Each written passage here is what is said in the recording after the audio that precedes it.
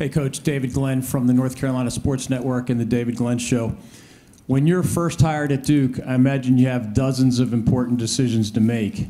But it turns out that your guy from Miami, David Feely, was also Mike Elko's strength and conditioning guy. Give us an idea of how easy or quick a decision that turned out to be, and then how important you believe that is, and he is, as the National Strength Coach of the Year, as a building block for what you're trying to do with the Blue Devils. David, that was absolutely one of the most important decisions, and to be honest, it was made before I was hired. I remember David calling me to ask me if I would be interested in the job when it opened, and I said, well, that depends. And he says, depends on what? And I said, would you stay? And the fact that he chose to stay, he did not stay because of Manny Diaz. He stayed because of our locker room. He stayed because of our players. And what could entice me to want to be the head football coach at Duke more than that endorsement from Feely over the type of guys that we get to coach every day? Coach going to go to the right side, third row, sort of in the middle. Hey, Coach. Jeremy Grandison, ESPN Charlotte. Your last stop was with Penn State defensive coordinator. I just wanted you to talk about your current defensive unit and maybe what you want their identity to be going into this season. Well, the identity of this defense has traveled from Penn State through Miami, Mississippi State, throughout my entire career. We want to create a high volume of fundamentals. Coach, left side, your next two questions right in front of you. Royal Howell, the Juice Network. Coach, how important was it for you to shed the sour taste after Mike Elko left the program and to pretty much establish your culture and pedigree with the players that stuck through the hustle and grind and be underneath you?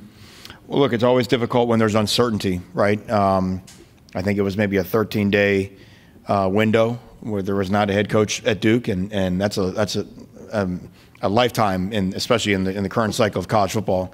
So I give a lot of credit to the players for hanging tough.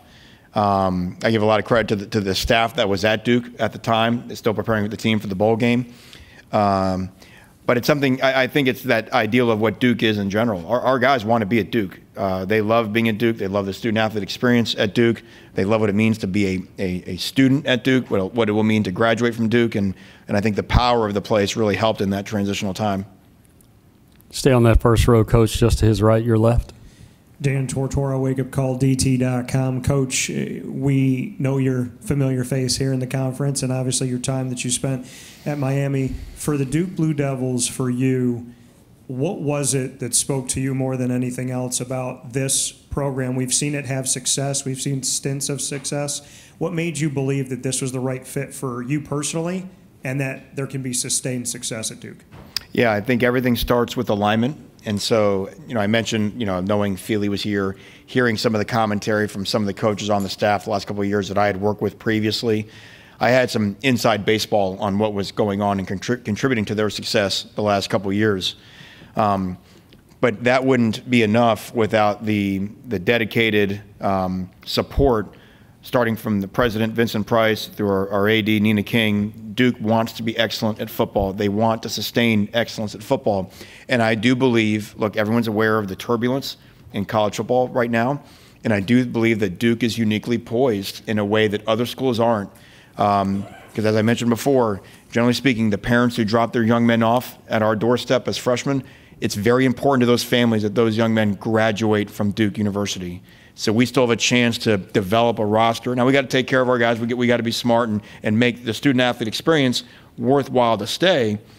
But if we do our end of the bargain, our players want to be at Duke. And what that allows us to do is that allows us to build a roster the way that it's been done for a long time, that right now the forces of college football are always trying to tear apart. Coach, from the podium as a follow-up, what does accomplished greatness mean to you?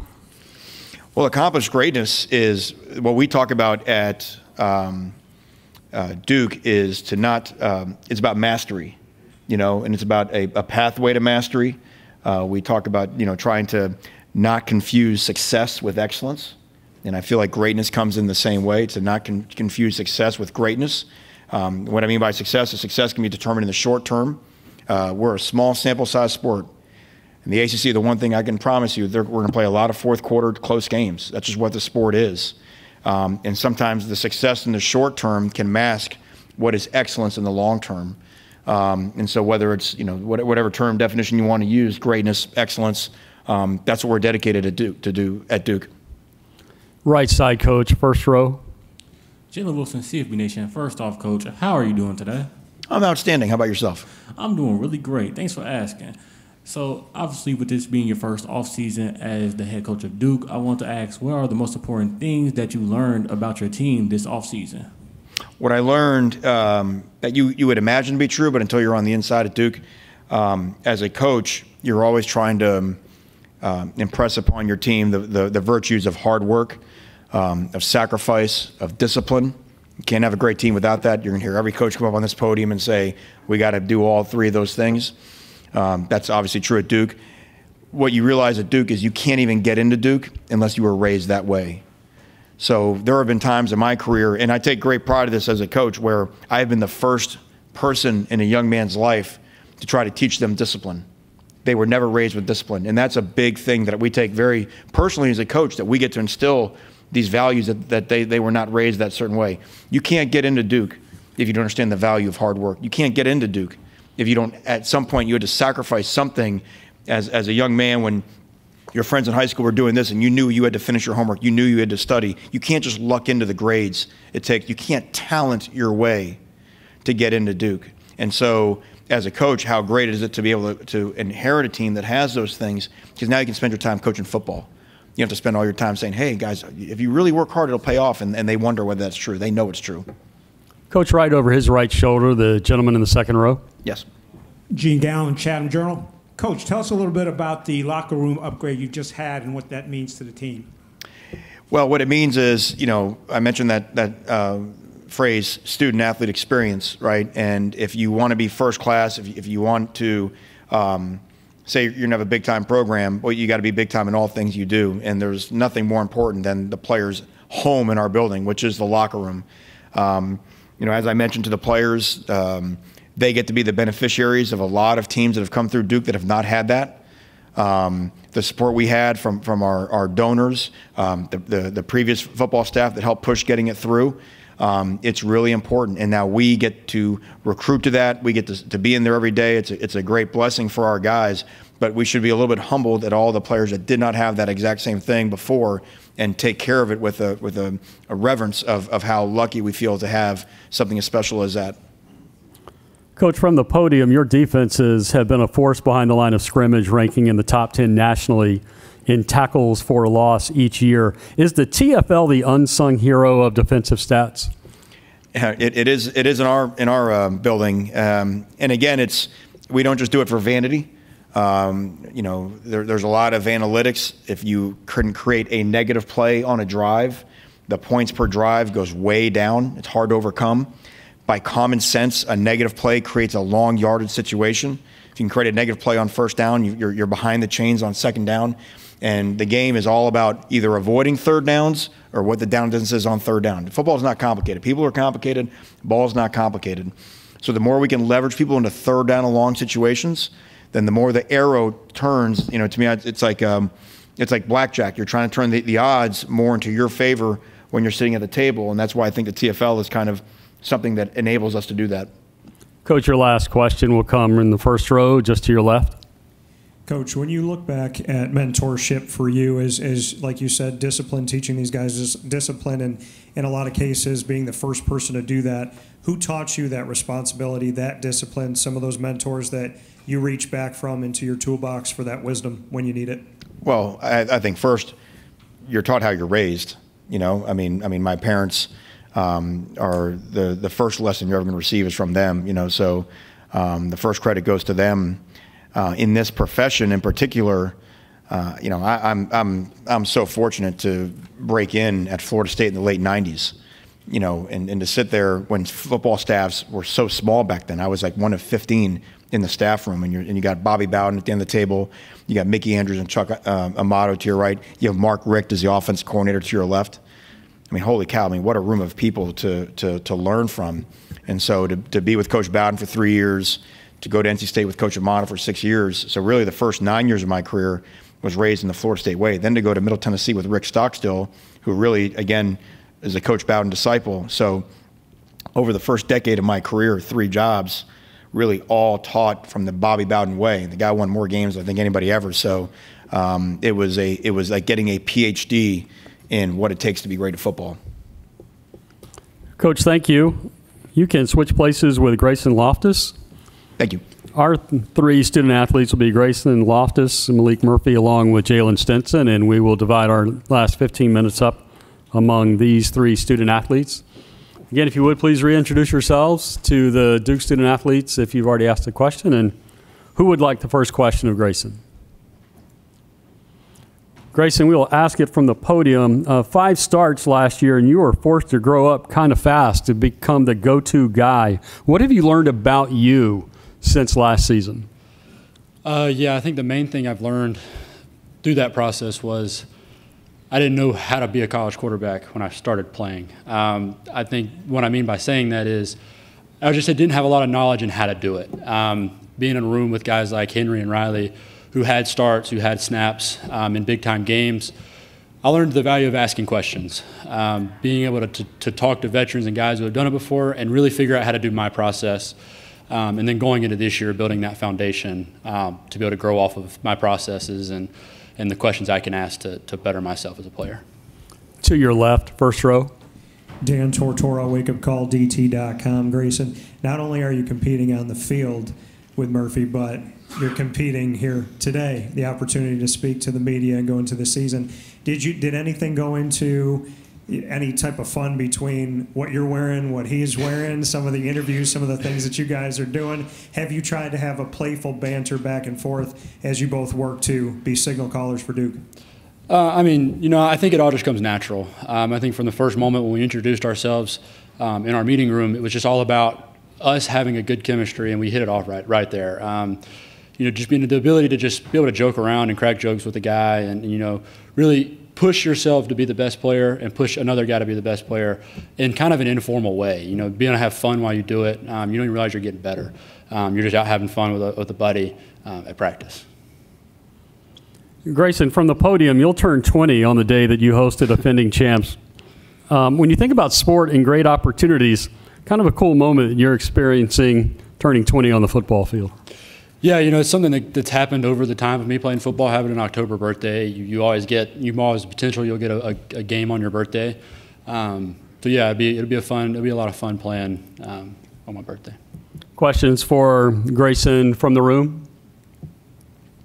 Grayson, standing at the podium, you can spread the field really well. Would you rather throw short, medium, or long? I'd say medium. Because one, it gives me a chance to have some yards through the ball to air or passer to air, but it gives the receivers a chance to have some yards after the catch as well. Other questions for Grayson? Grayson, we're going to go right side, about the third row, right in the middle.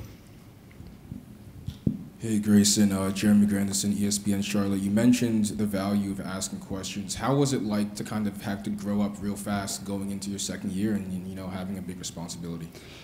I think it was a whirlwind.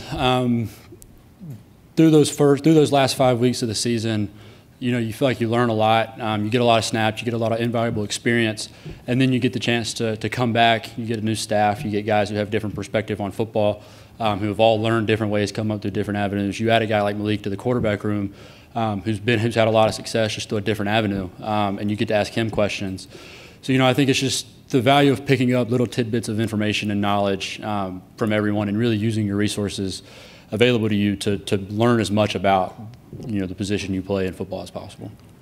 Grayson, your last question right in front of you, right side, first row. Hey, Grayson. Deshaun Miner, College Football Nation. You just said it was a whirlwind, but in order to stay 10 toes during a whirlwind, you got to be anchored. How did you stay anchored during that time when all of these things are happening and you're still so young, still trying to figure it out? I credit a lot to my family. My mom and dad have always been my 2 biggest fans and always my 2 biggest critics, and they're willing to shoot me straight no matter what. So being able to have people like that to be able to just be a sounding board and talk through, and you can talk about the crazy moments, the cool moments, the bad moments, just whatever it may be, having people like that who truly love you to be able to just talk to about those kinds of things was able to help me anchor myself to those moments. Grayson, thank you. You can trade places with Malik. As observed, one gray suit for another. Malik will have about 5 minutes with him at the podium. Folks, once again, please reintroduce yourselves and the outlets that you are with.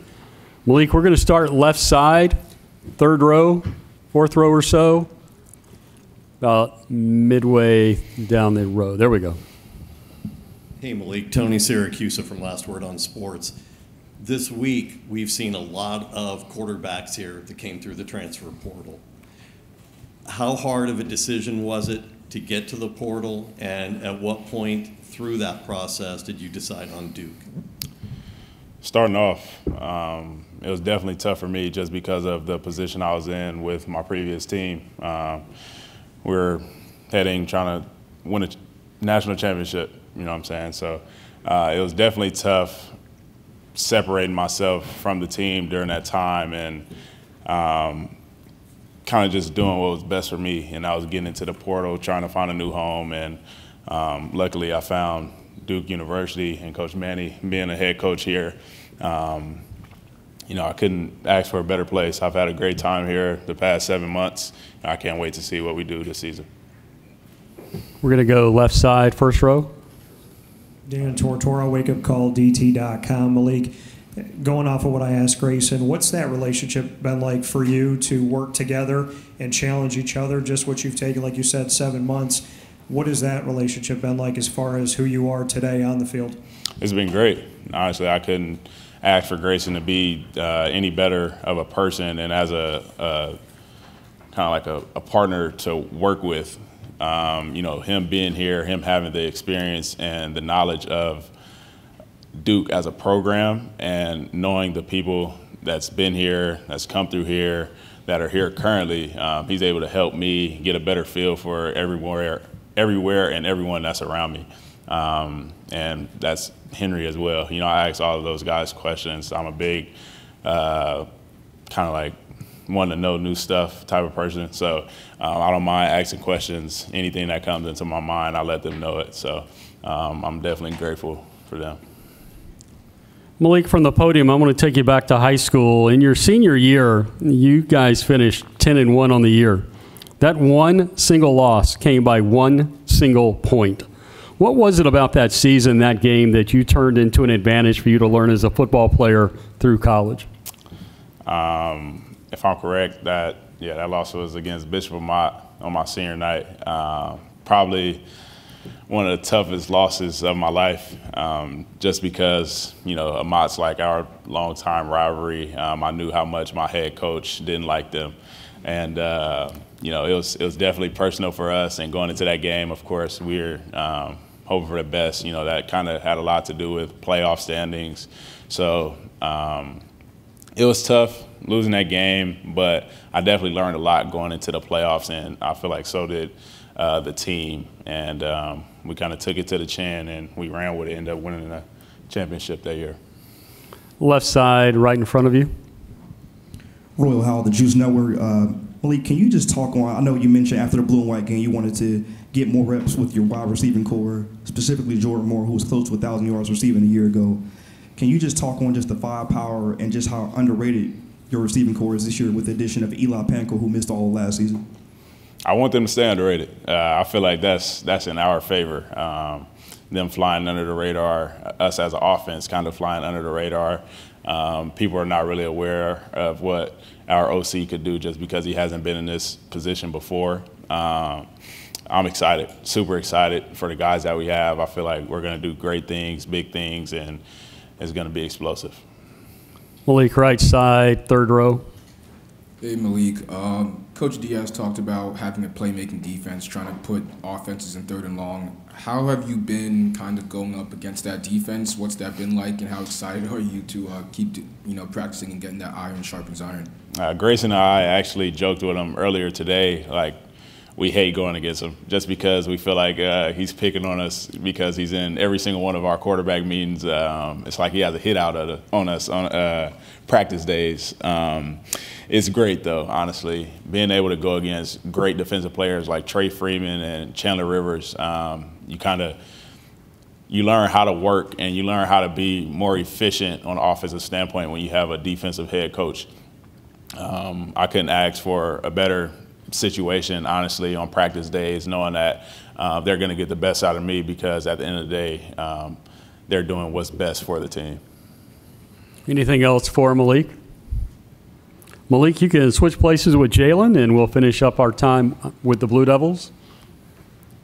I think they may be for Jalen. It's just my guess. Thank you, though. All right, Jalen, 2 hands went up really fast, so we will start to your left, second row in the blue. Katrina Sacken for Sports and Culture Media. First off, how are you? I'm doing good. How are you? Good.